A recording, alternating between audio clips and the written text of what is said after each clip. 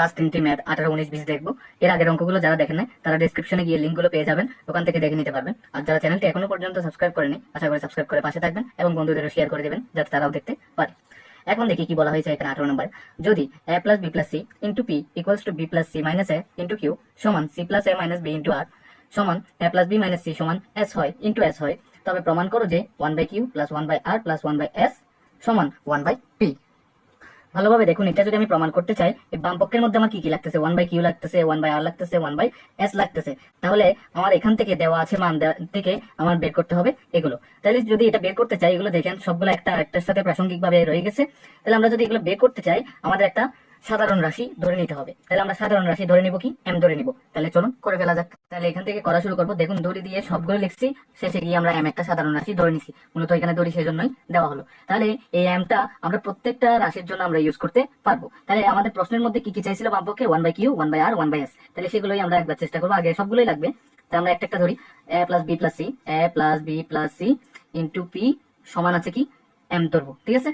mটা নিব, নেওয়ার পর আপনার দেখুন এখানে a প্লাস বি প্লাস সিটা কি আকার আছে, এখানে এর পর ব্র্যাকেটের পর পরে পি যখন আছে, মাঝখানে কিছু নাই মানে গুণাকার আছে। তাহলে পি কে রেখে আপনি ওই পাশে যদি পাঠিয়ে দেন, সেটা ভাগাকার রূপ লাভ করবে গুণাকার থেকে। তাহলে a plus B plus C উপরে থাকতেছে m। ক্লিয়ার? এখন আমাদের কি চাইছিল, 1/p লাগবে। ডান পক্ষে বাম পক্ষে যা চাইছে সবগুলো 1/, লাগবে, ঠিক আছে। তাহলে 1/, লাগলে পি এর নিচে কিছু নাই মানে মনে করতে হবে 1 আছে। তাহলে 1 আছে মনে করলে এই জিনিসটাকে যদি আমি উল্টাই দিই 1/p পাবো। যদি এটাকে উল্টাই দিই, শুধু এটা উল্টালে তো হবে না, সঙ্গে এটা উল্টাইতে হবে। তাহলে যদি উল্টে দিই a plus B plus C divided by m পেয়ে যাচ্ছি। একইভাবে এরপর এটা করেন, B plus C minus A into Q সমান m নিলাম আবার। তাহলে একইভাবে কিউ কে রাখেন, কিউ কে রেখে বি প্লাস সি মাইনাস এটা এখানে গুণাকার ছিল, সেটা এখানে এসে ভাগাকার হয়ে গেল। এখন আমরা এটাকে 1/q করে দিব। 1/q করে দিয়ে আপনার বি প্লাস সি মাইনাস এটাকে উপরে লিখবো আর নিচে m লিখবো। আশা করি ক্লিয়ার। এখন এখান থেকে এরপরে আছে কি, C plus A minus B, C plus A minus B into কি আছে আপনার আর আছে, আর সমান দিয়ে আমরা m লিখবো। ক্লিয়ার? তাহলে একইভাবে m আর কে রেখে দিব, এবার m কে উপরে লিখবো আর C plus A minus beta এখানে গুণাকার ছিল, এ পাশে গিয়ে ভাগাকার রূপ লাভ করছে। একইভাবে 1/r লিখবো, 1/r লিখে এটাকে উল্টিয়ে দিব, C plus A minus B divided by m। তাহলে 1/p 1/q 1/r এর মান বের হয়ে গেছে। এখন 1/s বের করার পালা। তাহলে সেখান থেকে করেন, a plus B minus C আছে ইন্টু s আছে, ঠিক আছে। এই যে এখানে সমান দিয়ে আমরা m লিখবো। লিখার পর এখানে s কে লিখে রাখবো আমরা, s কে লিখে রেখে a plus B minus C এখানে গুণাকার আছে, এখানে গেলে ভাগাকার রূপ লাভ করতেছে, তার উপরে m আছে থাকুক। ওহো, আপনারা একটু কষ্ট করে দেখে নেবেন, দেখতে পারেন আশা রাখি।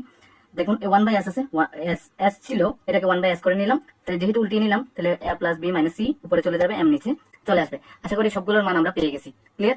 এখন এখান থেকে আমরা বাম পক্ষ দিয়ে কাজ শুরু করতে পারি। তাহলে বাম পক্ষকে আমরা লেফট হ্যান্ড সাইড লিখতে পারি, যদি ইংরেজিতে লিখি, আর বাংলা লিখলে তো বাম পক্ষ লিখলেই চলে। তাহলে বাম পক্ষে কি ছিল, 1/q plus 1/r plus 1/s যা ছিল তা লিখলাম। এখন সবগুলো আমরা কি করবো, যোগ আকারে লিখে দিব। তাহলে 1/q মান কি পাইছি আমরা একটু করে দেখি, বি প্লাস সি 1/q এর মান পাইছি B plus C minus A divided by m, তার মানটা বসিয়ে দিব, B plus C minus A divided by m plus দিব 1/r এর মান কি পেয়েছি সেটা দেখি, C plus A minus B divided by m।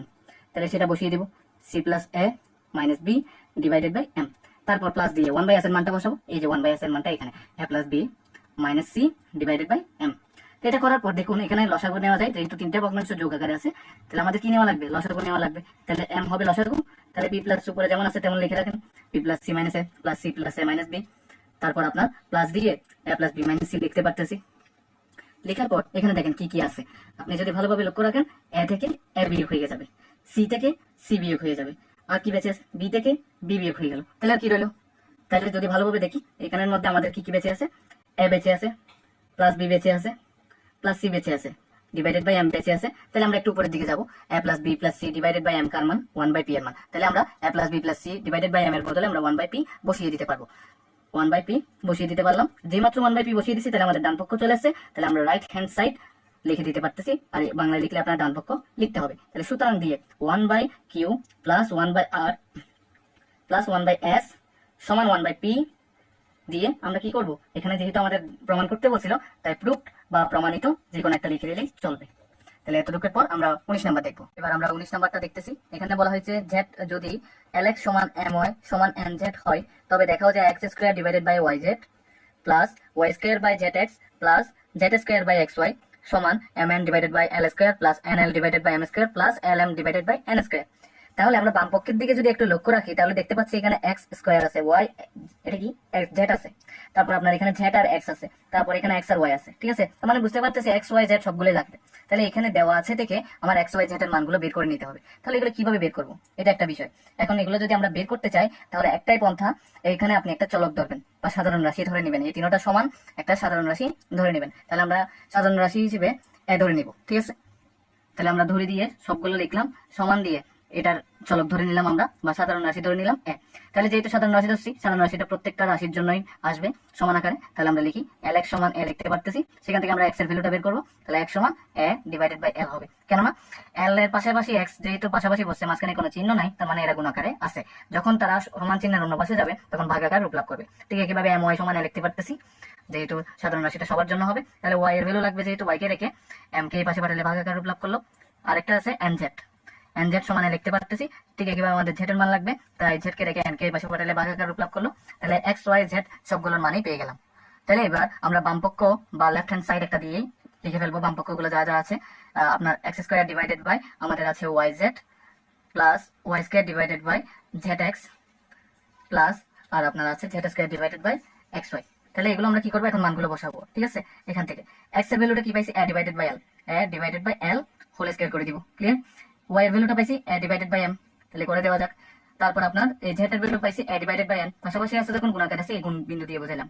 ঠিক আছে, এখন প্লাস আছে বসিয়ে দেব। ওয়াই এর ভ্যালুটা কত পাইছি এ বাই এম, তাহলে এ বাই এম যেহেতু হোল স্কয়ার আছে হোল স্কয়ার করে দিলাম। জেড এর ভ্যালু হলো এ বাই এন, গুণাকারে আছে এক্স এর ভ্যালু বসাইতে হবে, এক্স এর ভ্যালু পাইলাম এ বাই এল, প্লাস দিলাম জেড এর ভ্যালু হলো এ বাই এন, তাহলে এ বাই এন দিয়ে হোল স্কয়ার করে দিব।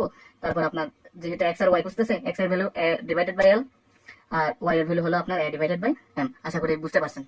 এখন সেখান থেকে করতে পারি কি, A square by L square, A square divided by L square লিখতে পারি।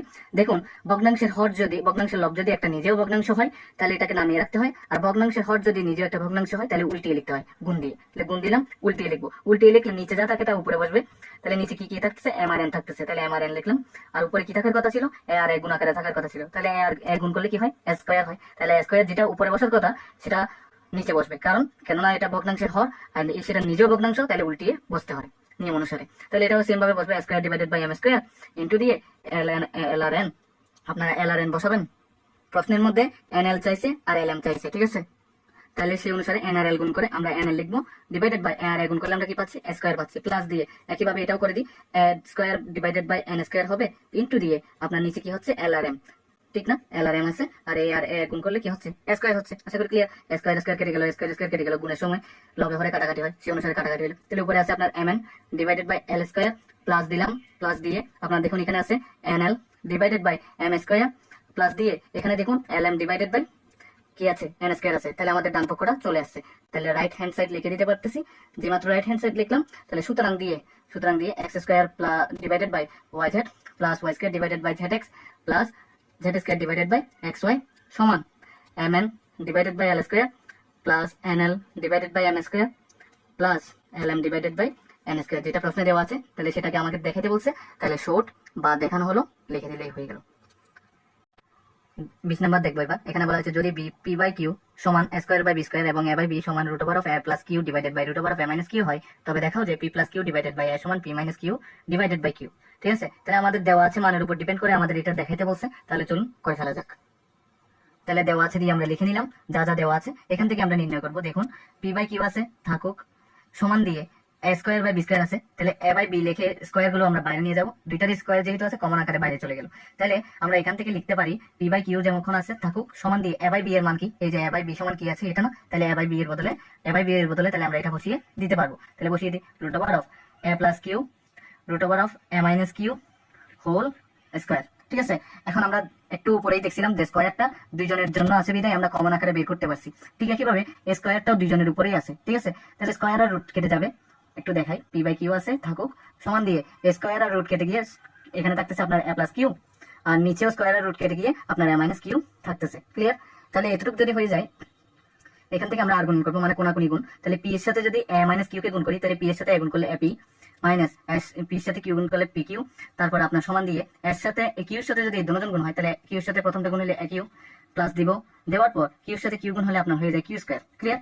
এখন এখান থেকে ভালোভাবে লক্ষ্য রাখুন, পি আছে থাকুক, এখান থেকে কিউর আগে কিছু নাই মানে কি আছে প্লাস আছে, এটা এই পাশে চলে আসবে, কারণ আমরা চাইতেছি এগুলো সমান সমান হয়ে যায়, এগুলো একই পাশে থাকুক। এটা মাইনাস পি কিউটা এই পাশে গেলে প্লাস পি কিউ হয়ে যাবে, যেটা সমান চিহ্নের পর পর বসছে, তাহলে আর কিছু দেওয়া লাগলো না, প্লাস কিউ স্কোয়ারটা যেমন ছিল তেমন বসিয়ে দিছি। তাহলে এখান থেকে দেখুন কি কমন যায়, দুইটার মধ্যে মিল আছে, তাহলে এটা বাদ দিয়ে পি মাইনাস কিউ কে আমরা লিখে নিলাম ভিতরে, মানে এটা কমন নিয়ে পি মাইনাস কিউ বেঁচে আছে সেটা ভিতরে লিখলাম। এই দুইটার মধ্যে কিউ মিল আছে, তাহলে কিউ নিলাম, তাহলে পি বেঁচে আছে প্লাস কিউ দুইটার মধ্যে একটা নিচে আর একটা বেঁচে আছে। ক্লিয়ার? এখন এখান থেকে এখানে ভালোভাবে লক্ষ্য করুন যে এটা কি আকারে আছে, আপনার এটা গুণাকারে আছে, তাহলে এই গুণাকারে থাকা এটা এ পাশে গেলে ভাগাকার রূপ লাভ করবে, উপরে পি প্লাস কিউ আছে থাকুক। একইভাবে কিউটা এখানে গুণাকার আছে, এই পাশে চলে আসলে ভাগাকার রূপ লাভ করবে, উপরে আছে পি মাইনাস কিউ। এখন ফিনিশিং দেওয়ার টাইম চলে আসছে, এই পুরোটা আমরা বাম পাশে নিয়ে আসবো, আর যেটা বাম পাশে ছিল সেটা পুরোটা ডান পাশে নিয়ে আসবো। তাহলে আমাদের যেটা দেখাইতে বলছিল সেটা আমরা নিয়ে আসতে পারছি, তাই শর্ট বা দেখানো হলো একটা লিখলেই চলবে। এতটুকুই আমাদের চ্যাপ্টার শেষ।